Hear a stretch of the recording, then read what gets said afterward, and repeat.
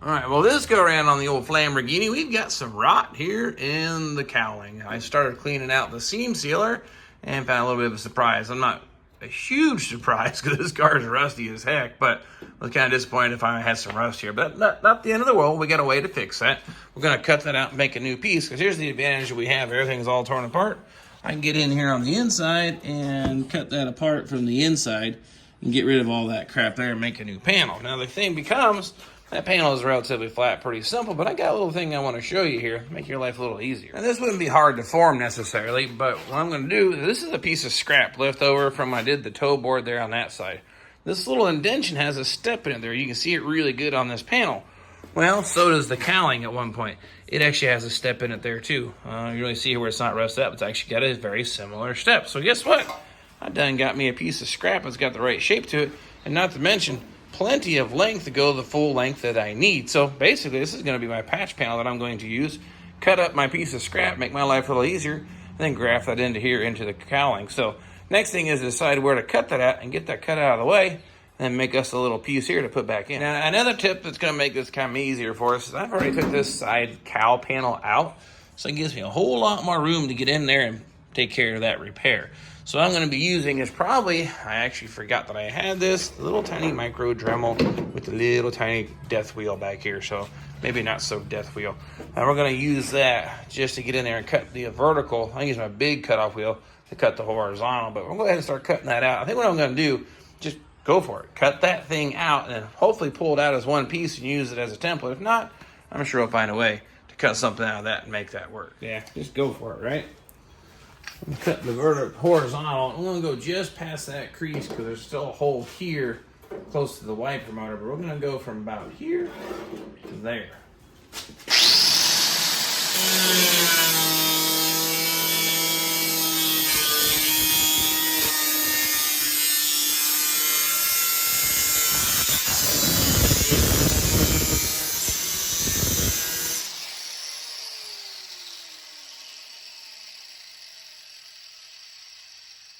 That'll do. Now I'll go on the inside and cut my verticals there.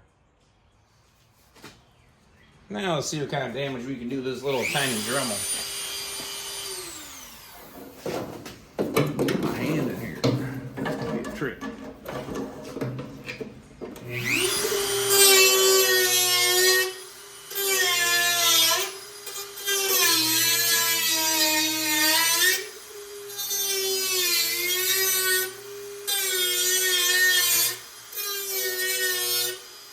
That worked pretty good.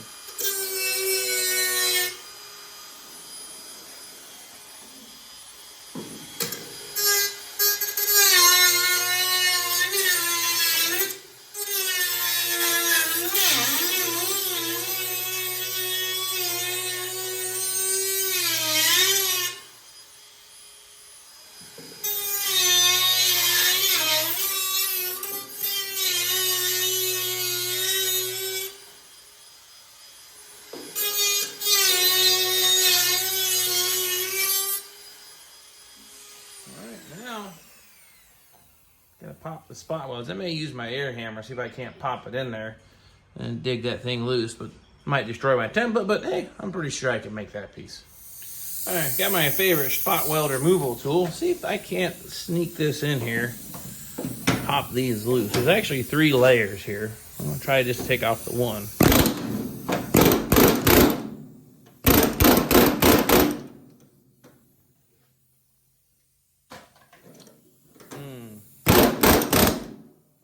But it's just crumbling to nothing. Must be rusty. I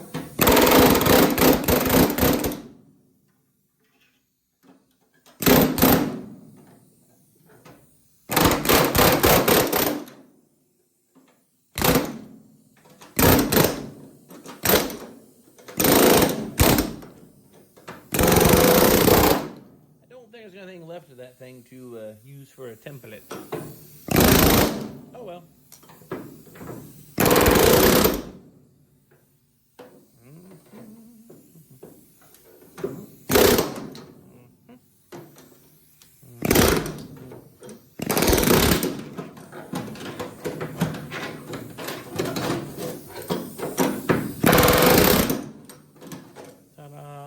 Well, that didn't go exactly how I planned, but I kind of guessed it would be. It's pretty rusty. This thing came out in 3 rusty relics, or 3 chunks. Not exactly something I'm going to make a template out of to trace onto that and make a new piece, but that's okay. We got some masking tape. We've got to make way to make this all work.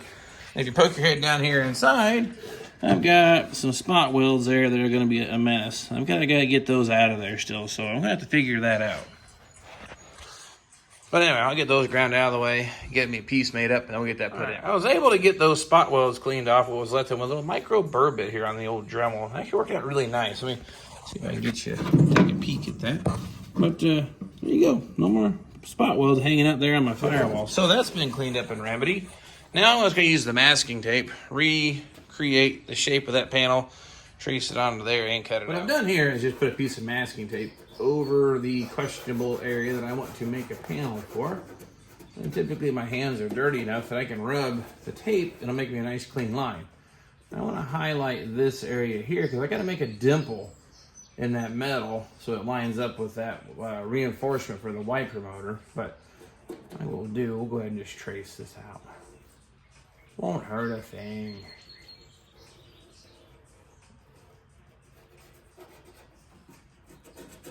Now literally just peel this off. I have the exact shape of what I need there to get this transferred over onto my piece of metal.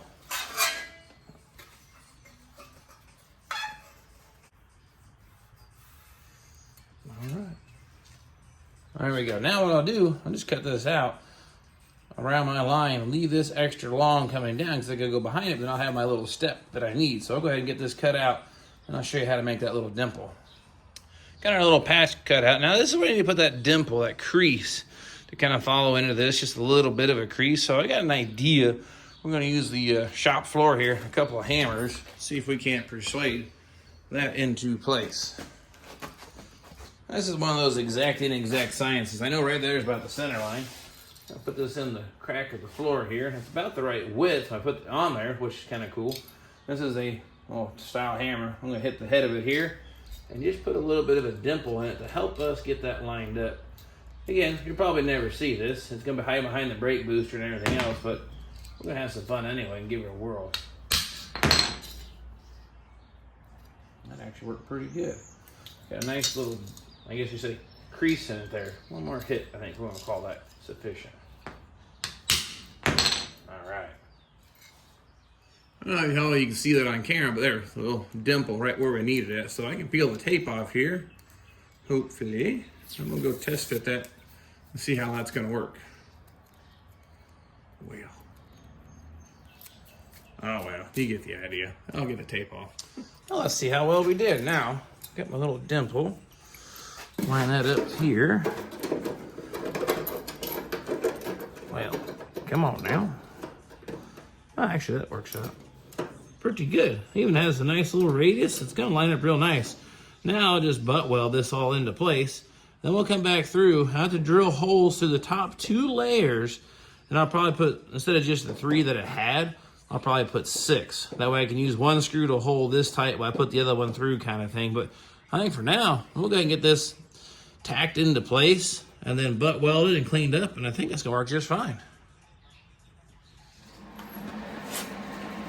See what we can do with that.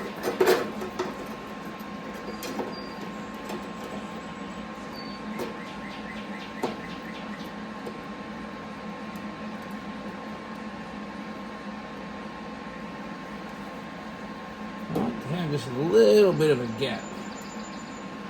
If I can get it. This is a little tricky to hold that. It's just both hands is cool, but I kind of need my hand to do some welding. Try that.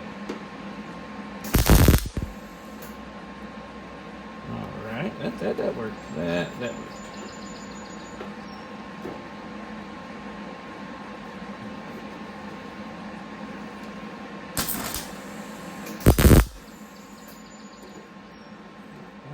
Keep stitching that into place.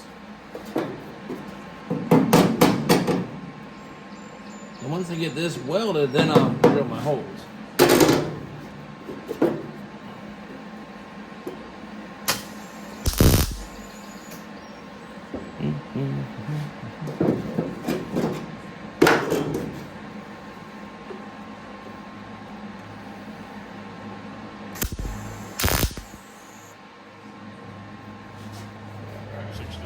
keep on plugging away and get that all welded in. Yeah, he's restored a Pontiac or two, and he's been known to drink a big orange stew. Just a working man. All right, now we just gotta come back now and clean up those welds and kind of blend those all out. And then I've got an idea. I forgot my buddy Louie gave me these big old massive vice grips. Guess what'll fit right through the wiper motor hole here? And I can clamp that in there. And I have some shorter versions of the same things, and I can keep clamping that and pulling it up tight to set the screws and still drill the holes, but that's gonna help definitely get that pulled up super tight. Yeah. A little polishing here. This is a 80 grit flap wheel I used on my grinder. That cleaned this up really nice. That patch panel set in really good. I think that's easier than replacing the entire cowling or the firewall. But the next thing I gotta work on though is I gotta get this not attached. So I gotta drill through that and clamp that and just do a couple of plug welds through here. And this job will be just about wrapped up. What I think I'm gonna do to help get this thing pulled up tight the first try, clamp that in there. Really watch it really move a lot. That's really gonna help. Move that in here. Let's see if I can't sneak these in also. Maybe. Oh yeah, okay. Now, as long as I can get a few of my self-tapping screws in now, be on our way, plug welding that into place.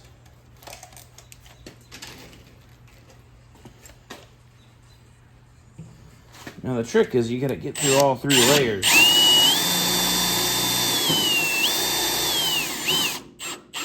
Wow, okay, that pulled up really good.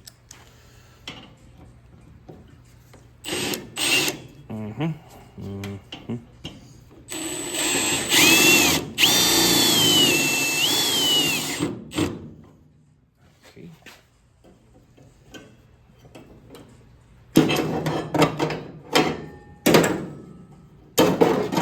That's actually a lot closer than it was from the word go. They had a big gap in there. Probably why it worked kind of like a gutter to collect more dirt and water in there. The seam sealer just didn't really hold up. Now that really pulls up real good there. So we'll do that.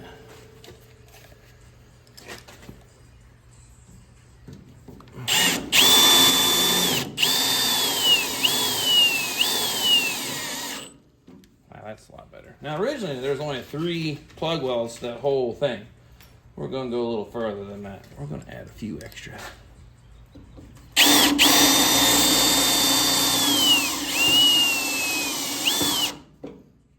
Yep.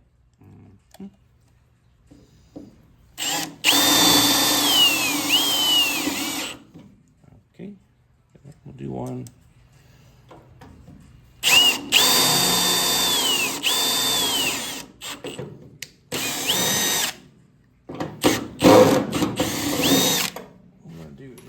First. Now since I got to go through 3 layers, we're going to go with the 3/16 bit, a little bit bigger so I can make sure I get to that rear panel and really draw it in. Now the thing is, you drill through just the top 2. There we go. There we go.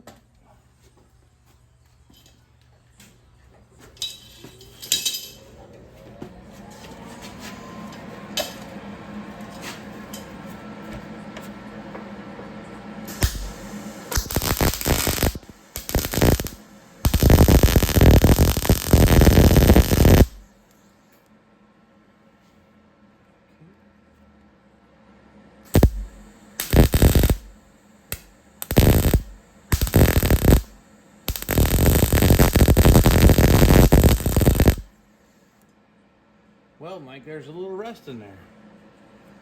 I'll do the same thing here to the other screws.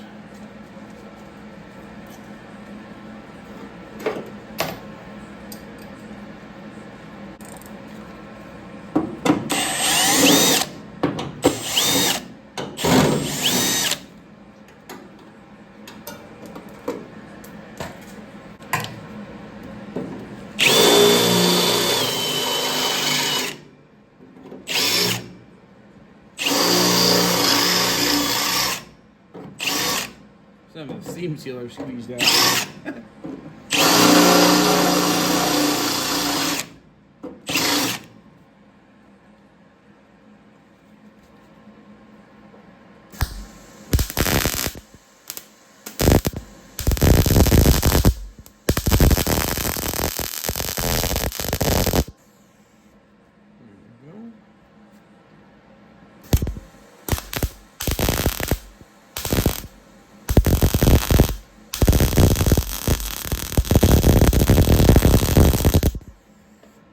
That seam sealer really messes up the weld.